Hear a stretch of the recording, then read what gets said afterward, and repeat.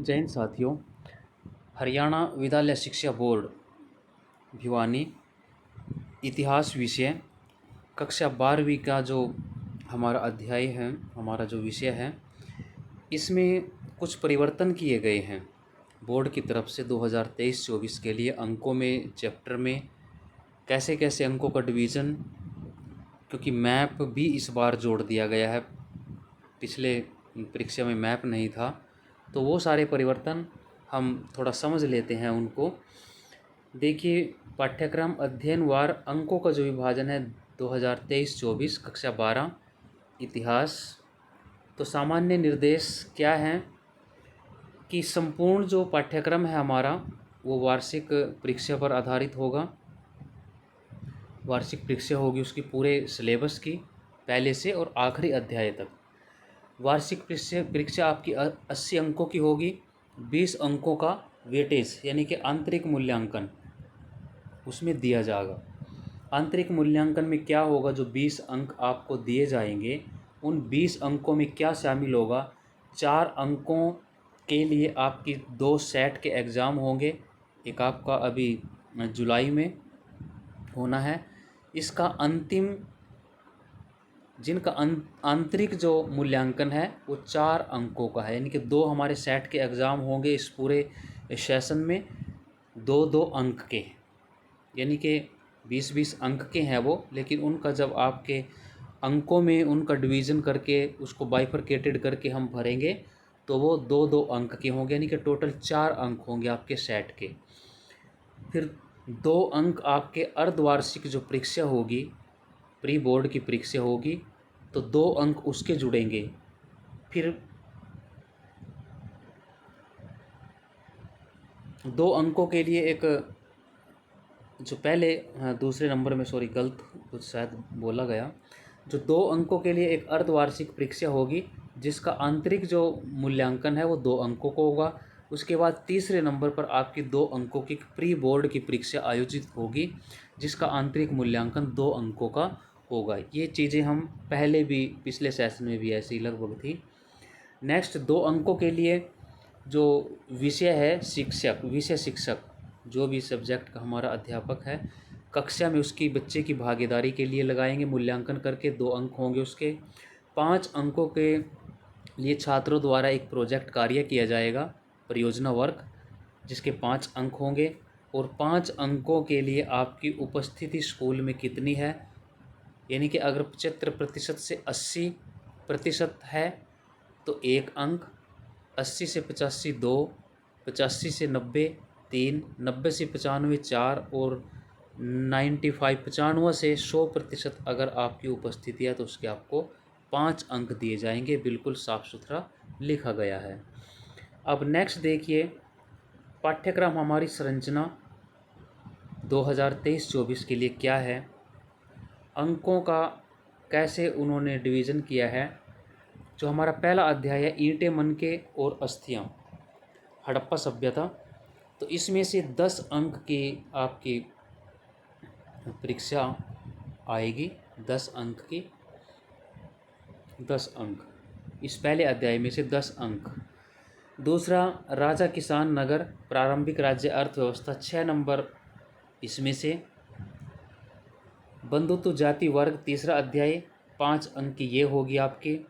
विचारक विश्वास, इमारतें, सांस्कृतिक विकास, ये भी 5 अंक का चैप्टर है आपका।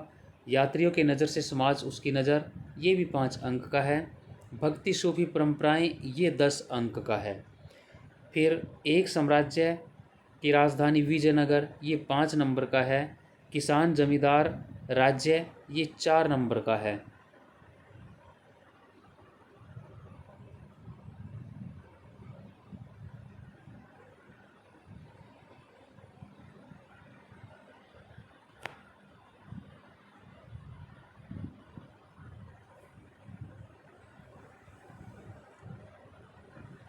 ईंटें, मनके, सूफी परंपराएं, विद्रोही, 3 चैप्टर है भाई।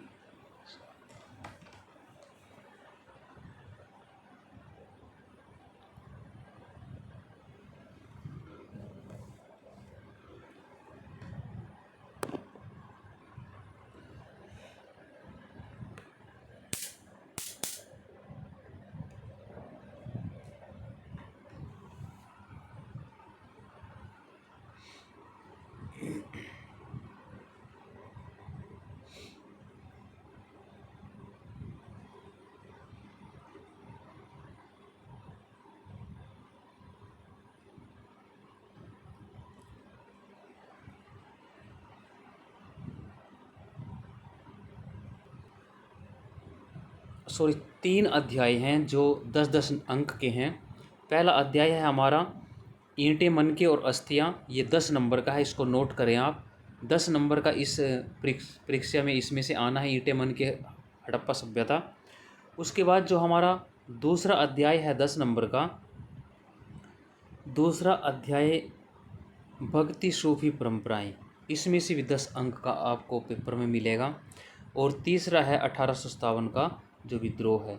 तो ये 3 जो चैप्टर हैं, इन 3 अध्यायों पर आप अच्छे से फोकस करें।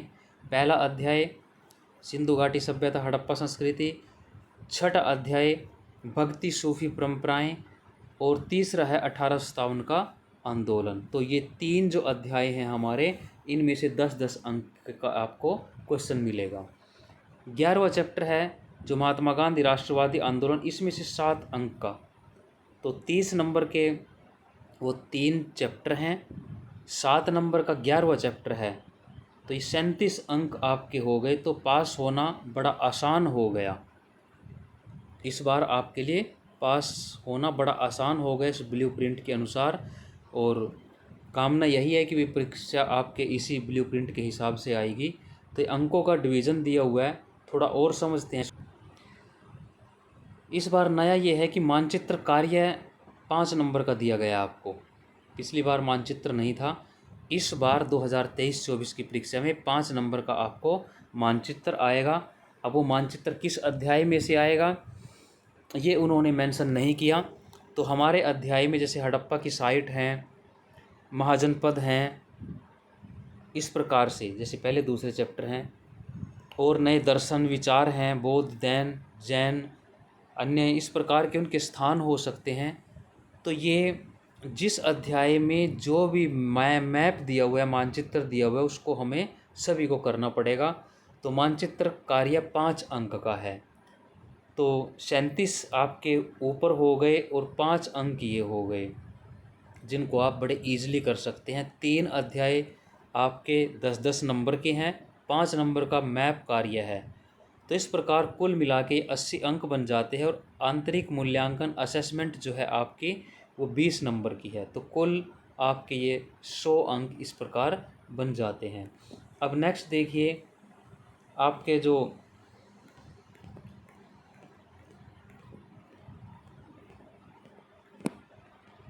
सिलेबस आप देखिए, अप्रैल का हमारा ईंटें, मनके और अस्थियां हैं जो हमें अप्रैल में करना था। मई में ईंटें, मनके और अस्थियां अगर अधूरा रहता है कुछ उसका विषय, जैसे इसमें उन्होंने टॉपिक दिए हैं कि ये टॉपिक आपके हो सकता है रह जाएं, ये राजा, किसान, नगर, प्रारंभिक अर्थव्यवस्थाएं, ये आपका। और फिर उसके बाद जून की छुट्टियां, इसको आपने याद करना था। जुलाई में बंधुत्व, जाति और वर्ग, प्रारंभिक समाज, ये जुलाई का अध्याय है, जुलाई में हमने करना है। उसके बाद विचारक, विश्वास, इमारतें, सांस्कृतिक विकास, ये भी हमारा जुलाई के लिए है। अब अगस्त में हमने जो करना है, यात्रियों के नज़र से समाज की धारणा, 1 अगस्त का हमारा ये है। भक्ति सूफी परंपराएं, एक ये दिया हुआ है, इसमें से 10 नंबर का आना है। और सितंबर अर्धवार्षिक आपकी परीक्षाएं, अर्धवार्षिक सितंबर में होनी है। जो पिछला आपका सिलेबस हो गया अगस्त तक, वो सारा शामिल होगा उसमें। फिर सितंबर में आपने एक साम्राज्य की राजधानी विजयनगर, ये आपने करना है। अक्टूबर में किसान, जमींदार और राज्य, ये अक्टूबर के लिए है। उपनिवेशवाद और देहात, ये अक्टूबर के लिए है। नवंबर में 1857 का विद्रोह आंदोलन, ये 10 नंबर का आपको इसमें से मिलेगा।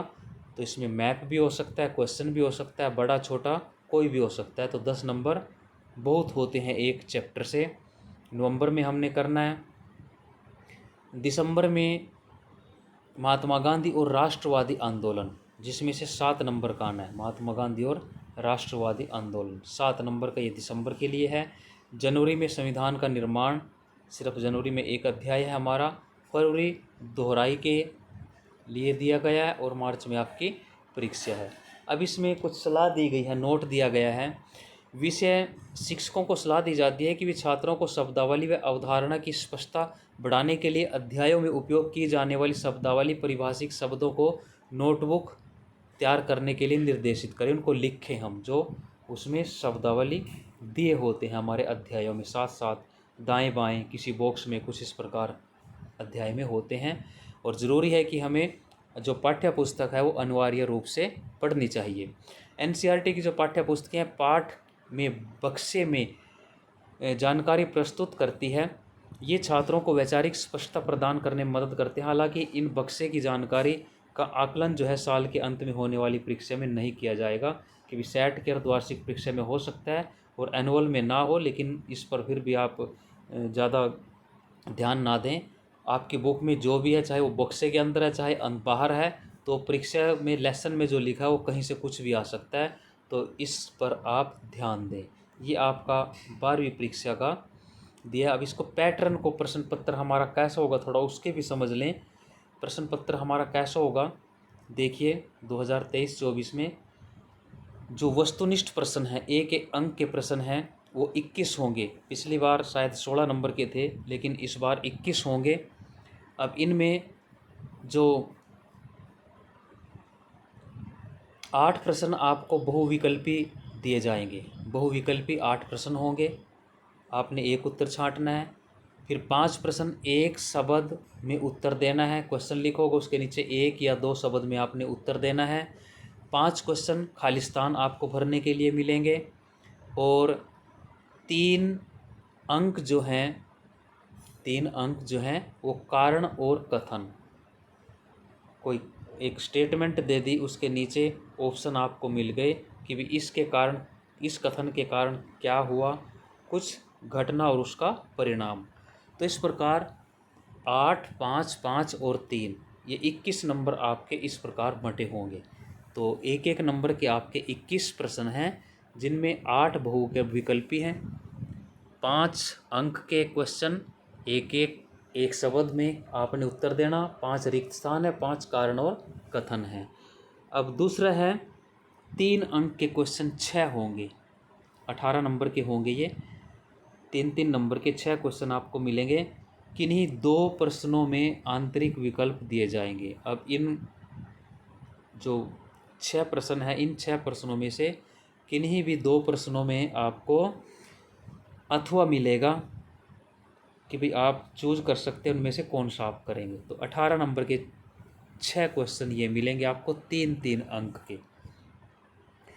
स्रोत आधारित प्रश्न जो हैं वो आपको 4 अंक के होंगे और 3 प्रश्न होंगे। स्रोत आपको कोई भी सोर्स, किसी विषय वस्तु से संबंधित कोई विषय दिया होगा, उसको पढ़ के आप उसमें से आपको कुछ प्रश्न के आंसर आपको क्लियर करने होंगे। कोई आपको जैसे कोई लाइनें दे दी गई, उसका एसेंस, उसका सार आपको लिखने के लिए दे दिया जाए, उसमें से कोई प्रश्न दे दिया जाए, कोई विकल्प इनमें आपको नहीं दिया जाएगा। तो 4 नंबर के 3 क्वेश्चन होंगे, तो कुल 12 अंक आपके होंगे। इसी प्रकार निबंध ऐसे टाइप क्वेश्चन आपके 8 अंक के, जो पहले 6 अंक के होते थे अब 8 अंक के हैं, वो 3 क्वेश्चन होंगे, 8-8 अंक के 3 प्रश्न होंगे, जो 24 अंक के आपको मिलेंगे। और सभी प्रश्नों में आंतरिक विकल्प दिए जाएंगे, यानी कि उनके बीच में अथवा होगा कि भाई आप क्वेश्चन नंबर मान लो 23 है, उसके बीच में 2 क्वेश्चन दिए, उनमें से आपको एक करना है, तो इस प्रकार उनके बीच में अथवा आपको मिलेगा, एक आप प्रश्न करेंगे। तो 8 नंबर के 3 क्वेश्चन आपको ये मिलेंगे। और मैप का जो कार्य है, मानचित्र कार्य, पिछली बार नहीं था, लेकिन इस बार ये 5 नंबर का मैप का एक क्वेश्चन आपको मिलेगा। इसका भी कोई विकल्प नहीं है, ये आपके किसी भी लेसन से हो सकते हैं, जो आपकी मैप आपकी बुक में दिए हुए हैं उनमें से कहीं से भी ये आ सकते हैं। तो इस प्रकार 34 प्रश्न आपके होंगे और 80 अंक ये दिए हुए हैं। तो साथियों, ये आपका एक सिलेबस और उससे जुड़ी प्रश्न पत्र का प्रारूप दिया हुआ था। इस जानकारी को अच्छे से एक दूसरे को शेयर करें, समझें, इसी के अनुरूप अपनी तैयारी करें। कोई किसी को कोई सुझाव, कोई कुछ और जानना चाहता है तो कमेंट आप अवश्य करें कैसी जानकारी लगी। धन्यवाद। ऐसी जानकारी के लिए चैनल को सब्सक्राइब करें।